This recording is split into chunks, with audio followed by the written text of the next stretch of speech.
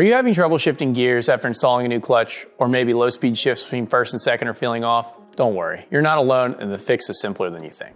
Hi, my name's Todd, and I'm a product designer and customer service manager at ACUiTY. Today I'd like to discuss a common technical issue that we've seen with customers that have installed multiple modifications to their shift linkages and transmissions. So here's the situation. You've just installed an ACUiTY short shifter, and you also put in a new clutch, whether it's aftermarket or OEM.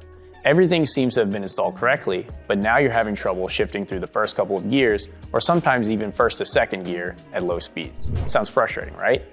Most of the time, you might assume that's an issue with the shifter, but typically the real culprit is actually your clutch master cylinder. After installing a new clutch, you often need to adjust the master cylinder to ensure a proper clutch pedal engagement. If the clutch pedal's engagement point is too close to the floor, then the clutch isn't fully disengaging, making it tough to change gear. So how can you tell if you need to adjust the clutch engagement point?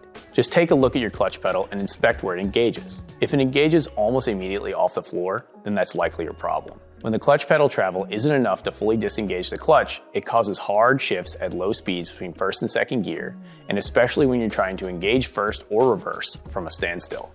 So to fix this, you need to adjust the clutch master cylinder, which connects to the clutch pedal via a clevis. By threading the end of the master cylinder out of the clevis, we move the engagement point further up in the pedal's travel.